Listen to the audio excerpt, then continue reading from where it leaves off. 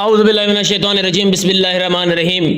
کیا آپ چاہتے ہیں کہ آپ کے جادو کا علاج ہو؟ آج میں آپ کے لیے اس طرح کا ایک علاج لے کے آیا ہوں جو حضور صلی اللہ علیہ وآلہ وسلم کو حضرت جبرائیل علیہ السلام نے عرش سے لے کے آیا تھا۔ ایسا عمل ہے جس سے کی برکت سے انشاءاللہ آپ کے تمام جادو اور سحر ختم ہو جائیں گے۔ ایک یہودی لبید بن حسم اور اس کے بیٹوں نے حضور صلی اللہ علیہ وآلہ وسلم پر جب جادو کیا، اس کا تھوڑا سا اثر جسم اطہر پر ہوا، لیکن حضور صلی اللہ علیہ وسلم کے قلب مبارک اور عقل و اعتقاد پر کوئی اثر نہ تھا۔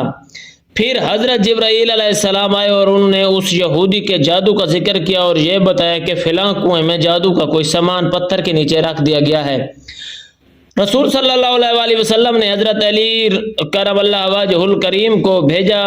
حضرت علی علیہ السلام نے پانی نکالنے کے بعد پتھر اٹھایا تو اس کے نیچے سے کھجور کے گابے کی تھیلی برآمد ہوئی۔ اس میں حضور صلی اللہ علیہ وسلم کے موئے مبارک تھے جو کنگھی سے برآمد ہوئے تھے، اور اس کنگھی کے چند دانے تھے۔ ایک ڈوریا کمان نے چلا تھا جس میں 11 گرہیں تھی، اور موم کا ایک پتلا تھا جس میں 11 سوئیں چبھی ہوئی تھیں۔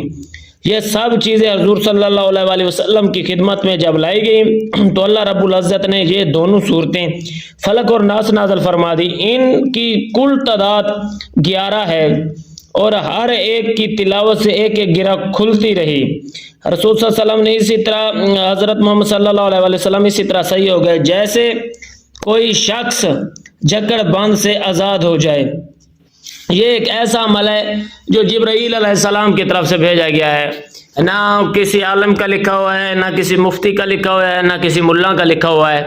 یہ قرآن کا عمل ہے جو حضرت محمد صلی اللہ علیہ وسلم کے لیے بھیجا گیا۔ آپ اس پہ عمل کریں، انشاءاللہ کامل یقین کے ساتھ کریں، آپ پہ جادو اور سحر کے اثرات ختم ہو جائیں گے۔ والسلام۔